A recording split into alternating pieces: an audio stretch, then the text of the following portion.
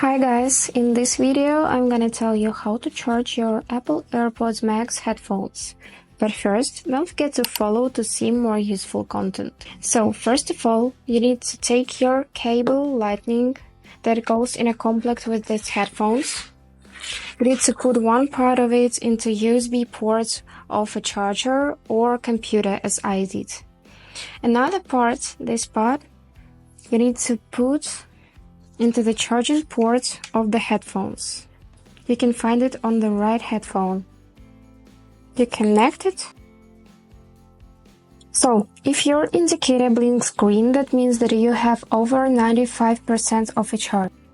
If it's orange, then you have less than 95%. Also, you can check this information into the device from which you are connected to the headphones.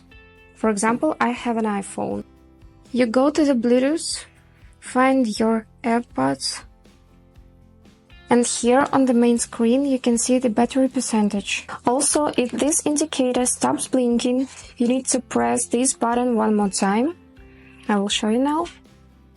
And as you see, it starts blinking again. Also, when your headphones are going to discharge, you will have a notification on the device from which you are connected to them. Now let's talk about how long you have to charge them.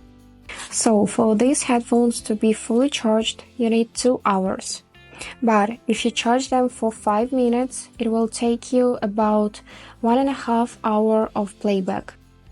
So when your headphones are fully charged, this indicator will turn on green. So that's all for now. I hope this video was helpful for you. Thank you so much for watching.